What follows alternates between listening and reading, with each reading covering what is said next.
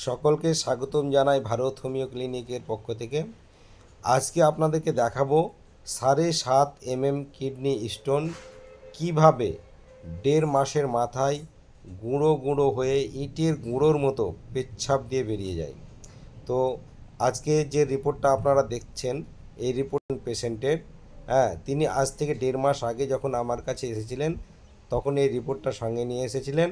এই রিপোর্টটায় দেখতে পাচ্ছেন যে তার লিভারটা ইনলার্জমেন্ট ছিল, অর্থাৎ লিভারের একটা সমস্যা ছিল, এবং স্প্লেন বা প্লিহা, এই প্লিহাও ইনলার্জমেন্ট আছে, মানে এটারও একটা সমস্যা ছিল।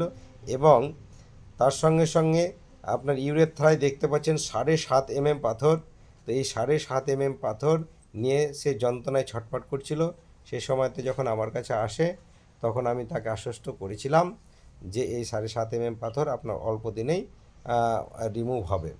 তো আজকে মোটামুটি 1.5 মাস পর সে এখন পুরোপুরি সুস্থ। তো এখন তাকে যখন ইউএসজি করা হয়, আবার যখন পুনরায় রিপোর্ট করলাম, তো আজকে 1.5 মাসের মাথায় দেখুন যে তার রিপোর্ট আজকে আমি আপনাদেরকে দেখাচ্ছি।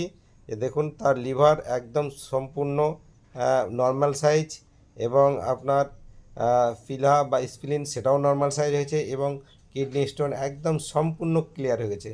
কোনো কিডনি স্টোন নেই, একদম পেচ্ছাপ দিয়ে ডাস্টের মতো হয়ে বেরিয়ে গেছে, এবং সে সম্পূর্ণ সুস্থ আছে।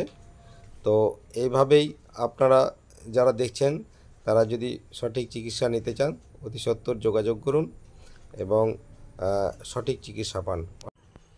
সব পেশেন্টের ভিডিও করা হয় না, যে সকল পেশেন্ট স্বেচ্ছায় ভিডিও করতে চাই তাদেরই একমাত্র করা হয়।